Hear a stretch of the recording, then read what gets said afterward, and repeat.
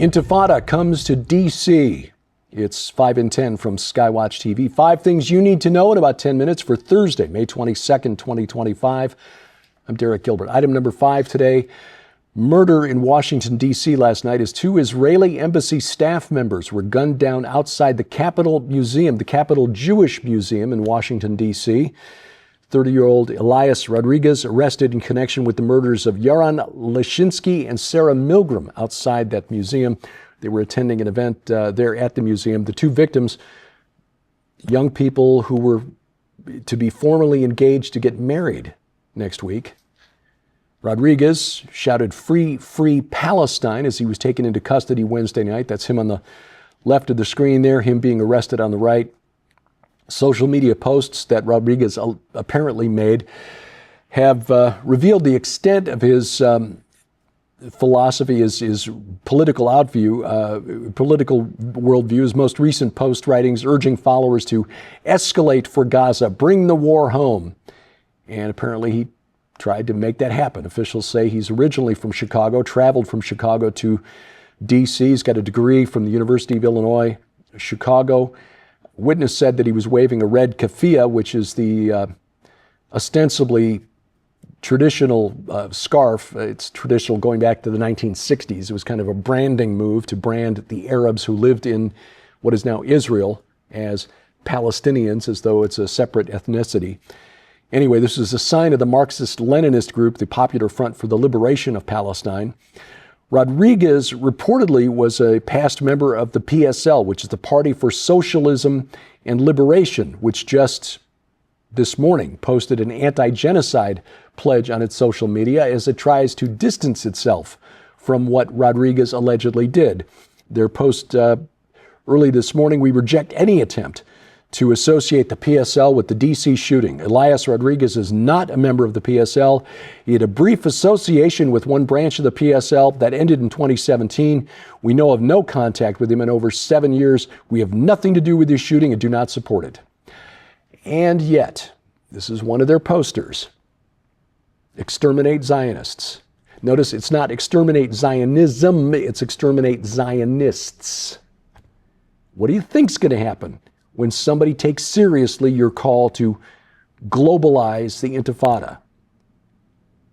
Well, what happens is what happened tragically in Washington, D.C. last night. Both Attorney General Pam Bondi and Secretary of Homeland Security Kristi Noem promised that this gentleman, and I use that term loosely, will be prosecuted to the full extent of the law. Topic number 4, Israel. What could have become a serious international incident happened Wednesday in Samaria. This is what the world calls the West Bank.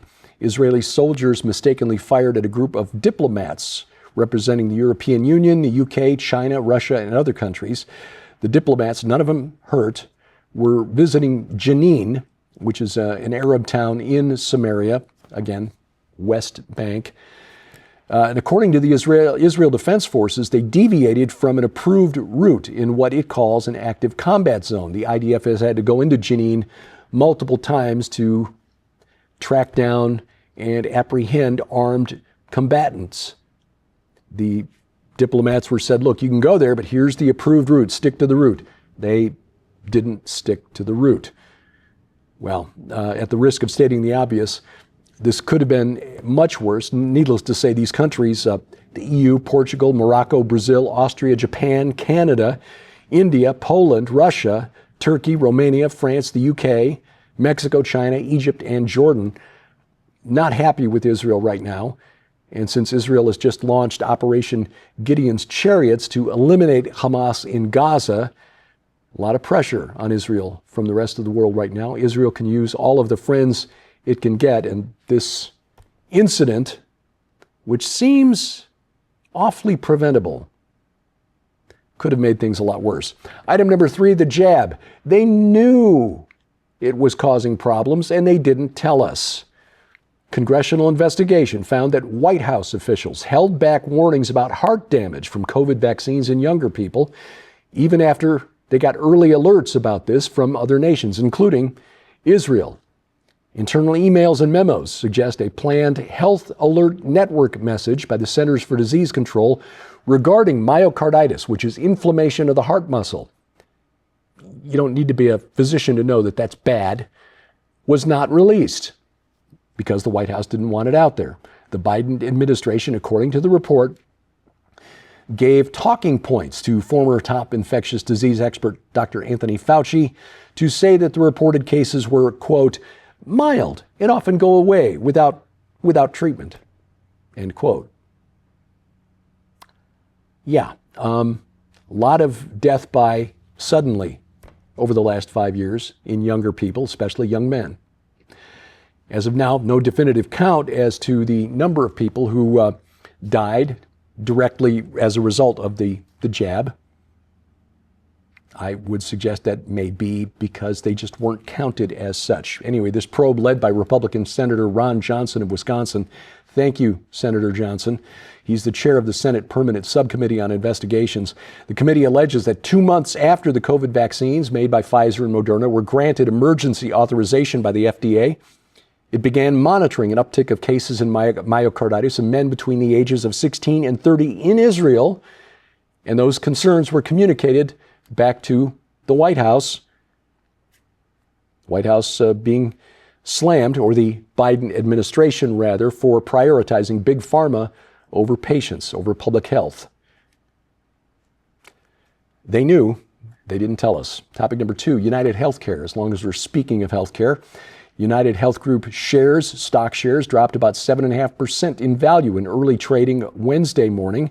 This is following an investigation by The Guardian. The Guardian is a newspaper in the UK, which, like the Daily Mail, seems to do better investigative journalism in the US than our legacy media, but I digress.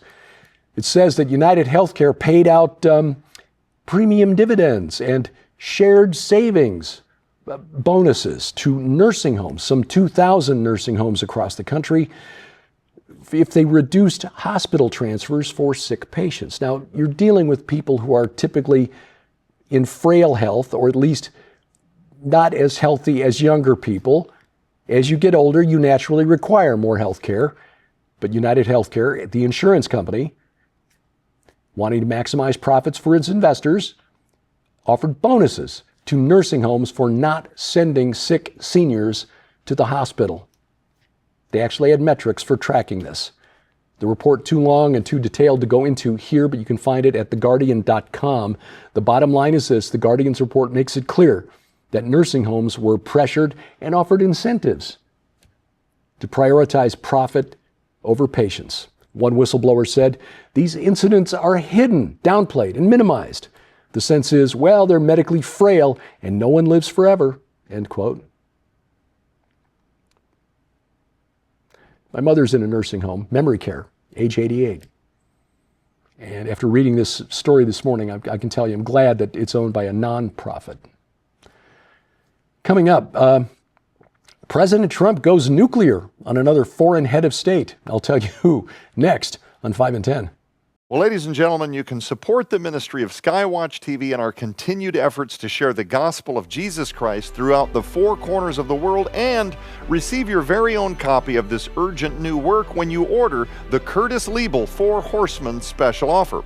Not only does this incredible opportunity include Curtis Liebel's new book, The 4 Horsemen, The Winds of Theopolitical Change, which unravels the mystery of the ancient spirit of Babylon and the intoxication of the nations, but it also includes the best-selling book, The Great Inception by Derek P. Gilbert. This incredible masterpiece reveals the hidden cosmic war between God and rebel gods, uncovers the truth about the Tower of Babel, the Red Sea crossing, and the Nephilim.